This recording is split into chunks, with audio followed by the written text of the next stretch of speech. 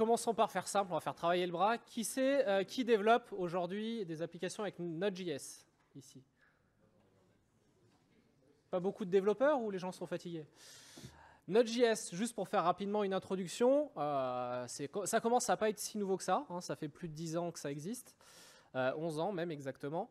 C'est un framework qui est utilisé, une plateforme même je dirais, qui est utilisée par un certain nombre de grosses sociétés aujourd'hui, dont Netflix, PayPal, LinkedIn, et j'en passe d'autres, qui notamment a été utilisé pour faire de la montée en charge assez violente, surtout dans le cas de PayPal. Leur migration a été faite vers Node.js essentiellement pour ça. On commence à avoir pas mal de retours, c'est une techno qui est relativement mature.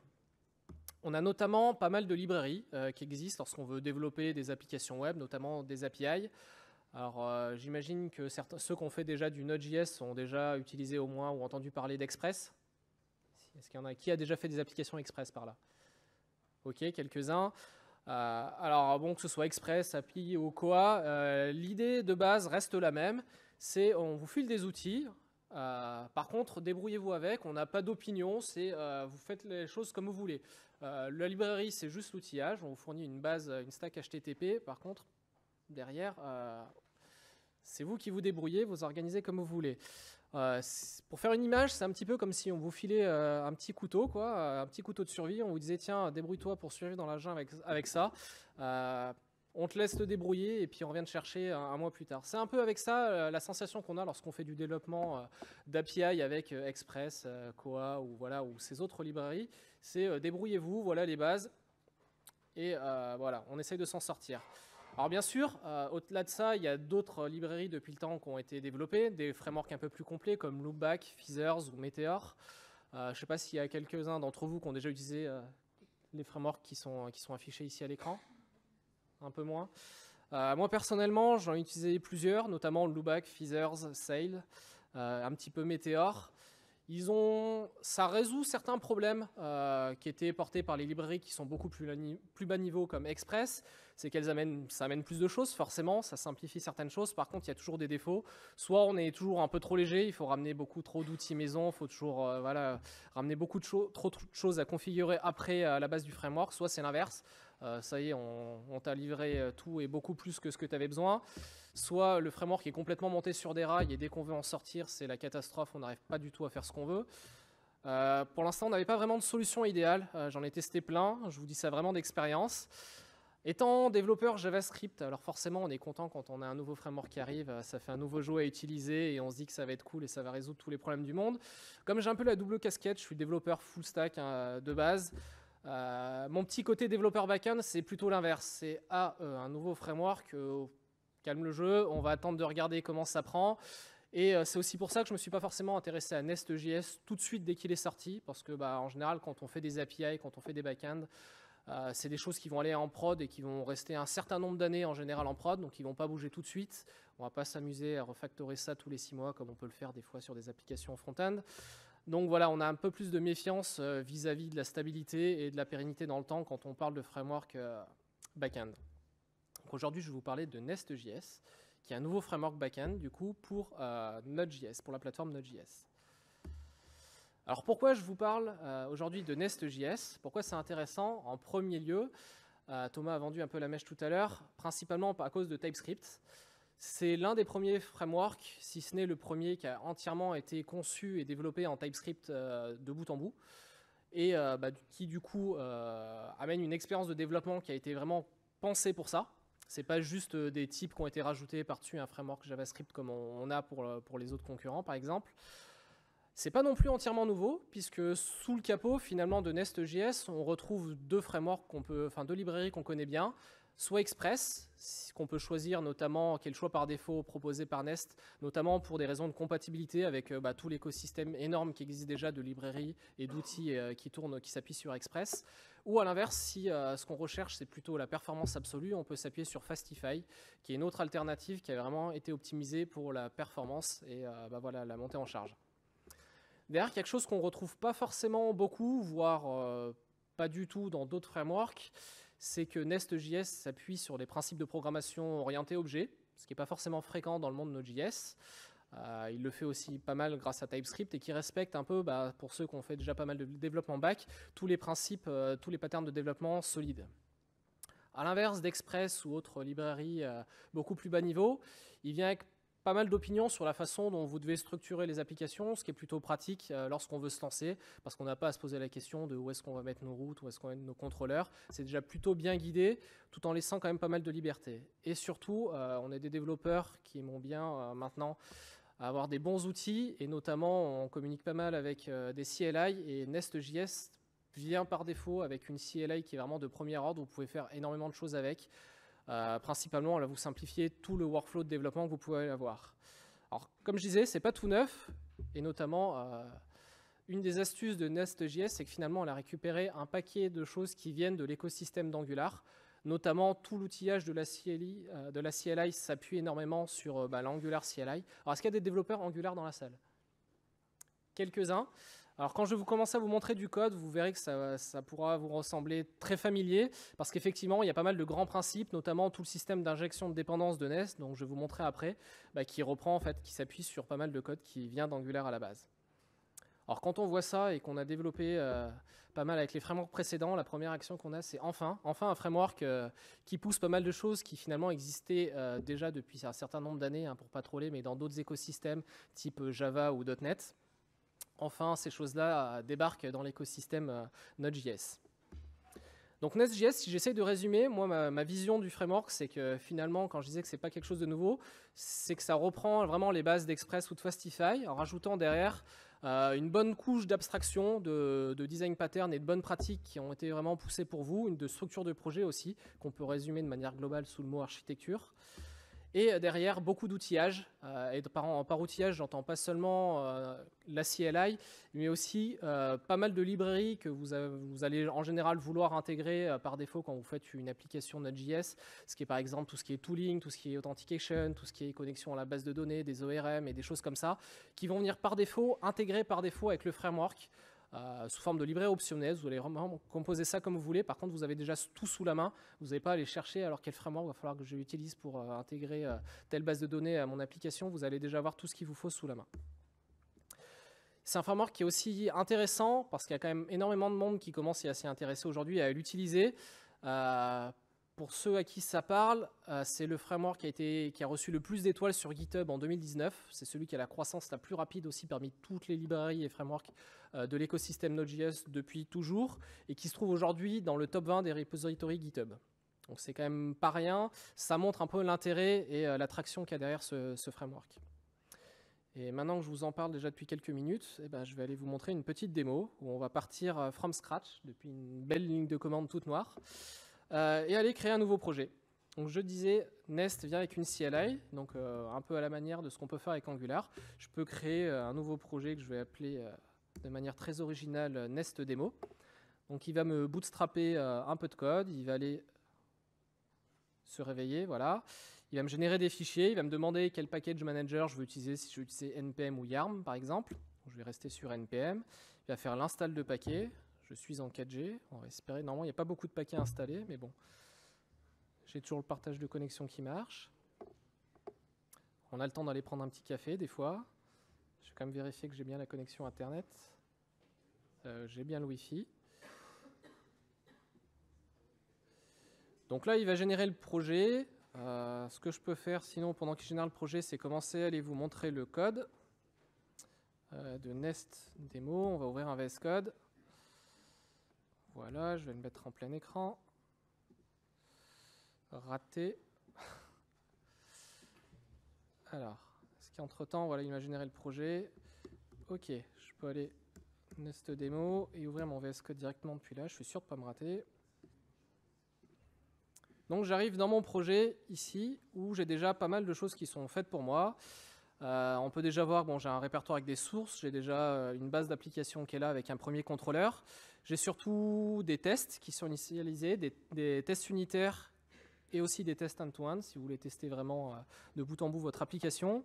J'ai pas mal de fichiers de config et ça va venir notamment avec plusieurs scripts NPM qui vont être bien pratiques. Alors je vous ouvre le fichier package.json pour vous montrer un peu, je vais zoomer un petit peu. On va voir tout ce qu'il faut pour reformater du code avec Prettier, pour ouvrir un serveur de développement avec du live reload, pour ne pas avoir à chaque fois à relancer le serveur dès qu'on fait une modif de code, vu qu'il va falloir recompiler du TypeScript derrière, pour lancer une session de debug et pouvoir débugger notre code sans aller chercher à configurer plus loin le debugger de Node.js ou de VS Code. Il va y avoir du lintage, il va falloir toutes les commandes pour lancer vos tests. Donc, ce qui est plutôt pratique, et aussi forcément builder votre application pour la précompiler et que vous ayez à livrer que du JavaScript en production pour qu'il n'y ait pas du TypeScript de compilation qui se fasse au moment du déploiement de votre application. Donc après, si je vous montre un peu de code, on va commencer. Pour l'instant, il nous a généré quelque chose de très très simple. Le démarrage de l'application, ça se fait dans ce fichier main.js, où dedans on retrouve finalement un bootstrap assez classique d'application en Node.js. On a une fonction bootstrap qu'on va appeler. On peut voir déjà que ça utilise du async await. Qui utilise déjà async await, que ce soit en C# ou en TypeScript? Ok, quelques gens. Donc, async await, c'est une nouvelle syntaxe finalement qui remplace l'écriture de promesses.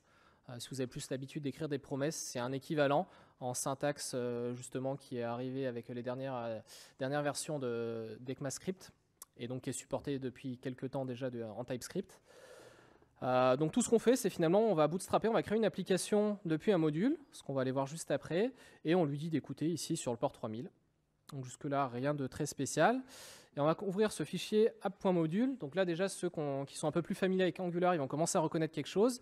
C'est exactement la même syntaxe de définition de module qu'Angular. On a des annotations TypeScript ici, à base de @module, avec des séries d'import, controller et provider. En fait, ce qu'on va ici définir, c'est qu'est-ce qu'on va fournir à notre système d'injection de dépendance. Donc Nest.js fournit par défaut un système d'injection de dépendance qui va être très pratique, notamment quand on va vouloir faire du test unitaire, ou quand on va vouloir faire de la migration de modules, ou voilà tout ce pourquoi l'injection de dépendance peut être intéressante à utiliser. Et après, on va pouvoir définir de manière plus classique des contrôleurs. Donc les contrôleurs, c'est ce qui va répondre lorsque vous allez faire votre API. Vous allez taper vos URL HTTP et va falloir écrire du code qui va répondre. Donc ça va être les contrôleurs. Donc encore une fois, ça marche avec des annotations. On peut rajouter ici, si on veut définir des routes particulières, on peut ici spécifier des routes. Ça va aller dans l'URL de la route pour définir où est-ce que votre API va devoir être tapée. Et après, on va pouvoir définir différentes méthodes. Par exemple, ici, si je veux répondre sur un verbe HTTP pour faire du REST sur le verbe get, j'utilise la notation get. Encore une fois, ici, je peux rajouter des URL, par exemple hello world, pour aller spécifier ma route un peu plus loin. Donc, je vais repasser sur la présentation. Donc, les contrôleurs, c'est ce que je viens de vous expliquer. Donc, c'est ce que votre client web va appeler quand il va vouloir aller récupérer des données. Un truc que je ne vous ai pas montré aussi, c'est que via la CLI, on peut générer à peu près tout ce que vous allez vouloir écrire comme code. Pas besoin d'aller créer les classes contrôleurs à la main. Vous pouvez les générer directement avec la commande nest generate controller. Le nom de votre contrôleur, il va aller automatiquement aller modifier le module correspondant pour aller le déclarer dans le système d'injection de dépendance. Vous générez une classe avec le nom de votre contrôleur, rajouter quelques annotations, vous n'avez plus qu'à écrire votre code dedans. Donc voilà, un contrôleur, je vous ai montré, ça se présente comme ça. Donc ici, c'est là où je peux définir des routes. Là, par exemple, si je veux gérer un système de livres, je peux définir une URL qui va être /books. On peut définir différents verbes. On peut définir aussi de la même manière que dans Express, on peut donner des paramètres dans les routes. Donc la syntaxe une string, ça va permettre de définir un paramètre dans la route. Ici, par exemple, pour récupérer un ID, 1, 2, 3, un UID, ce que vous voulez, qu'on va pouvoir ensuite récupérer ici avec la notation @param, en récupérant le nom de l'ID qui va vous exposer sous forme de paramètre. Donc ça veut dire qu'après, vous avez une variable ID que vous pouvez récupérer qui vient directement de la route pour aller récupérer, notamment faire une requête REST, une requête dans votre base de données, pour cet ID-là, pour aller récupérer des données par exemple. On peut aussi utiliser la notation POST si on veut répondre, pouvoir créer des données en faisant du REST. Et on peut récupérer le body avec la notation @body. Donc ça marche pareil. On va récupérer tout le corps qui sera envoyé de la requête. Donc si par exemple c'est un fichier JSON, vous allez récupérer l'objet JavaScript correspondant qui sera parsé. Donc ici par exemple mon objet book. Et puis vous pouvez aller récupérer derrière des propriétés de votre objet. Ça va être fait de manière automatique. Donc ça ne devrait pas être trop chagriné ceux qui ont déjà fait ici du Spring en Java ou de l'ASP.NET. Je me trompe ? Ouais. Voilà. Alors il n'y a pas de @override, mais voilà, ça ressemble beaucoup à d'autres syntaxes qu'on a pu trouver. Donc je peux continuer, il y a d'autres annotations comme @query pour pouvoir récupérer les paramètres optionnels d'une URL. On peut spécifier des codes de retour HTTP. Alors par défaut, le framework fait bien les choses, c'est-à-dire qu'il va automatiquement répondre les codes de réponse les plus classiques auxquels on s'attend. Par exemple, quand on fait des get, il va automatiquement setter le status 200 sur la réponse HTTP. Quand on fait des posts, il va répondre des 201. Si vous voulez surcharger ça et changer le code par défaut, vous pouvez bien sûr le faire avec une annotation comme ça. Et si vous voulez aussi avoir la main sur les objets un peu plus bas niveau, qui sont les objets natifs, alors non pas de Node.js, mais qui ont été déjà augmentés par le framework qui se trouve dessous, c'est-à-dire Express ou Fastify, vous pouvez utiliser les annotations @rec ou @response pour récupérer les objets de requête ou de réponse, si vous voulez les manipuler à la main à un niveau un peu plus bas. Alors dans ces cas-là, par contre, le framework ne va pas faire les réponses pour vous, il ne va pas setter les headers HTTP ou le status pour vous, il faudra construire à la main votre méthode en utilisant ces objets-là. Donc ça permet de bypasser la surcouche du framework dans ces cas-là si on a des besoins un peu particuliers. Après, le framework, dans le système d'injection de dépendance, va permettre de définir ce qu'on appelle des providers. Des providers, c'est tout simplement des services qui ont un pouvoir injecté à un certain niveau dans notre arbre d'injection de dépendance. Quand on définit un module, il faut savoir au niveau Nest.js, on peut le définir au niveau racine, c'est-à-dire pour toute l'application, comme là quand j'ai généré mon exemple d'application avec la CLI, le module racine c'était le app.module. Vous pouvez le définir aussi des services qui sont injectés uniquement à certains modules, par exemple si vous voulez faire des feature modules et exposer certains services qu'à certains niveaux de votre code, vous pouvez le faire. Donc un service c'est quoi? C'est tout simplement encore une classe qui a une annotation @injectable. Encore une fois, si vous avez déjà fait de l'Angular, ça devrait vous parler. Et derrière, vous allez pouvoir définir des méthodes. Comment on va pouvoir utiliser cette classe dans nos contrôleurs? Le système d'injection de dépendance, il va tout simplement fonctionner via le constructeur. Vous allez pouvoir définir dans le constructeur le nom de la classe que vous voulez injecter. Et le système d'injection de dépendance de Nest va automatiquement se débrouiller pour injecter l'instance qui va bien du service que vous avez défini précédemment à cet endroit dans le contrôleur, selon ce que vous aurez spécifié dans le module. OK jusque-là? Ensuite, les modules. Les modules, c'est ce qui permet de construire votre application. Donc, c'est les grosses briques de code de fonctionnalités qui vont composer votre serveur. Vous pouvez découper et en générer. Donc, encore une fois, à chaque fois, je vous ai mis les commandes de la CLI qui permettent de générer les différents objets. Donc, les modules, on l'a vu tout à l'heure, ils permettent, dans le système d'injection de dépendance, de déclarer les contrôleurs, les services via la propriété provider, et aussi de déclarer ce qu'un module va pouvoir exposer à d'autres modules qui vont éventuellement l'importer. Un module peut importer des modules. En général, votre application, votre module racine, qui sera le app module, va importer plusieurs modules qui vont construire votre application. Vous pouvez définir qu'un module, par exemple, ici mon module Books, va exporter le Book service pour que si d'autres modules ont besoin d'appeler des méthodes de ce service-là, ils puissent s'en servir. Par défaut, un module, ça permet aussi de cloisonner justement ce qu'on veut exposer à d'autres modules. Donc ça permet aussi de cloisonner notre code qu'on ne veut pas exposer, qu'on ne veut pas que d'autres gens puissent utiliser. Donc c'est pour ça qu'il faut exporter explicitement ce qu'on veut partager. Donc voilà, je vous ai dit, un module peut importer d'autres modules, donc via les imports. Un autre truc qui est assez sympa avec Nest, c'est le système de pipe.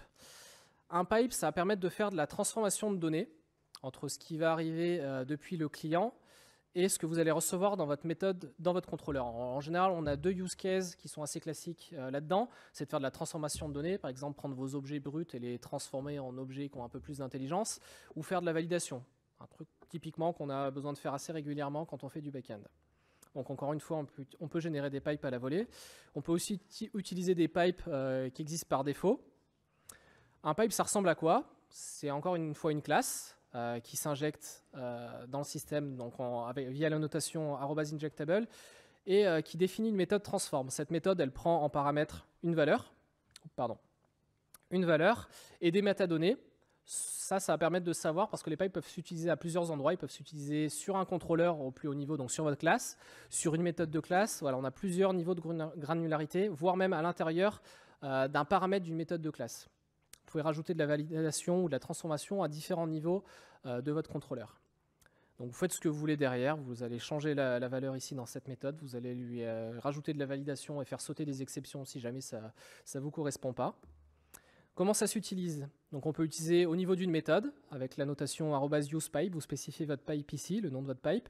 Et là, ça veut dire que mon objet ici qui va être récupéré côté body, il va passer par ce validation pipe. Toutes mes requêtes vont passer par ce validation pipe, donc je vais pouvoir rajouter de la logique pour valider les paramètres et vérifier que tout ce que j'ai dans mon objet book se trouve bien là. On peut l'utiliser dans un paramètre. Donc pas pour tous les objets de la méthode, mais pour un paramètre précis. Donc par exemple, ici, dans mon annotation @body, je peux lui spécifier le nom du pipe qui va faire la validation pour ce paramètre-là. Et on peut avoir des pipes différents par paramètre si on utilise par exemple des annotations @param ou @query. Ça marche aussi comme ça. On peut avoir aussi un pipe global. Par exemple, si on a un système de validation global qu'on veut mettre sur absolument toutes les requêtes qui passent, dans notre fonction de Bootstrap, on peut utiliser la méthode useGlobalPipe et instancier notre pipe de validation ici pour pouvoir dire ok, toutes mes requêtes, je veux que ça passe le pipe de validation. Alors bien sûr, il y a beaucoup plus que ce que je peux vous en décrire ici en 20 minutes. L'idée c'était de vous montrer un petit peu qu'il y a quand même pas mal de choses qui peuvent nous simplifier la vie au quotidien quand on veut faire des applications, des API avec Nest.js. Notamment, il y a énormément de choses qui sont mises par défaut pour faire du microservice et notamment faire de la connexion service to service. Il y a un support de GraphQL qui vient de base, il y a pas mal de choses pour faire des WebSockets, du CQRS, un support de Swagger ou OpenAPI selon comment vous préférez l'appeler. Pour gérer l'authentification, de la même manière qu'on a le système de pipe, on peut utiliser ce qu'on appelle des guards qui vont permettre, via une annotation que vous mettez sur votre méthode, de protéger ou non des méthodes de manière globale ou de manière par méthode. Il y a des ORM, notamment via TypeORM, qui viennent par défaut. Vous pouvez faire aussi, je vous ai montré le pipe de validation globale. Si vous dites que vous avez besoin de l'écrire à la main, ça ne va pas servir à grand-chose. Il y a notamment un système qui va vous permettre de définir des DTO, des Data Transfer Objects, donc les objets auxquels vous attendez en typant les propriétés de chaque méthode. Et le pipe de validation fourni par défaut par Nest va automatiquement vérifier que l'objet JavaScript que vous allez recevoir, l'objet JSON que vous allez recevoir en entrée, correspond bien au modèle de données typé que vous lui avez fourni. Donc il y a pas mal de choses qui sont énormément déjà faites pour vous. Ce qui est le logging aussi, voilà. Et notamment, il y a un truc qui est super sympa dans la communauté Nest, c'est qu'il y a pas mal de contributeurs. Et le créateur de Nest aime beaucoup aussi tout ce qui est approche serverless. Alors, qui connaît ici, qui sait ce que ça veut dire en fait finalement le serverless ici? Est-ce qu'il y en a qui ont déjà entendu parler? Alors, serverless, pour essayer de résumer, c'est des services qui sont fournis dans le cloud. C'est un peu l'évolution de ce qu'on peut trouver en mode pass. L'idée, c'est de pouvoir pousser à la base des fonctions, mais pas que. La description vraiment d'un service serverless, c'est quelque chose que vous n'avez pas à manager. C'est complètement géré pour vous. Vous n'avez pas à gérer de version de framework. Vous lui dites juste, par exemple, je veux pousser du code Node.js et je veux que ça tourne. C'est quelque chose qui va gérer automatiquement la montée en charge dans les deux sens. Ça veut dire que s'il y a beaucoup de requêtes d'un coup, il va spawner autant d'instances que ce qu'il faut pour que ça tienne la charge. Et à l'inverse, une fois que le pic de charge est passé, il va faire du scale down pour que ça ne vous coûte pas des milliers d'euros par mois. Justement, à ce principe-là, c'est vraiment bien fait dans le sens que vous payez uniquement ce que vous utilisez, c'est-à-dire que tant que vous n'avez pas beaucoup d'utilisateurs, typiquement, ça ne vous coûte pas grand-chose, voire rien du tout, et que à partir du moment où vous commencez à avoir une charge suffisante des utilisateurs, c'est là où ça vous commence à facturer à l'utilisation en fonction de votre usage. Donc vous pouvez vraiment au nombre de fois que votre API va être appelée, au nombre de quantités de données qui va être transférées, donc vraiment l'usage que vous faites. Et vous n'avez pas, à l'inverse, à gâcher des ressources. Alors, je ne sais pas si vous connaissez la stat, mais il y a 30% des ressources provisionnées dans le cloud aujourd'hui qui sont inutilisées, donc des serveurs, des VM qui tournent à vide, en fait, finalement. Parce que c'est de l'over-provisioning pour être sûr d'absorber les pics de charge. Le serverless, justement, ça permet d'être un peu plus écolo et de provisionner à la demande que ce dont on a besoin. Alors, pourquoi je vous parle de ça? Parce que on a fait une petite initiative, notamment par d'autres collègues de Microsoft qui ne sont pas là aujourd'hui, autour d'Azure et de Nest.js, parce qu'on aime beaucoup ce framework-là, qui s'appelle Nitro. C'est des outils qui sont open source, qui sont sur GitHub, que vous pouvez retrouver. Je vous ai mis l'URL du site web, qui vous permettent très facilement de déployer des API Nest.js en mode serverless sur Azure. Donc vraiment, quand je dis simplement, vous pouvez le faire avec une commande Nest. Depuis la Nest CLI, en une commande, vous pouvez transformer votre projet pour qu'il soit prêt à déployer sur des Azure Functions. Si ça vous intéresse, je vous ai mis un URL, c'est le deuxième lien que je vous ai mis, pour un workshop qui est en ligne justement, si vous intéresse de creuser Nest et la partie serverless avec Azure. C'est un workshop vraiment que vous pouvez faire en autonomie à la maison, si vous avez un peu de temps libre le week-end ou le soir et de la motivation. Et c'est la fin de mon talk, donc s'il y a des questions, je me ferai un plaisir de vous répondre.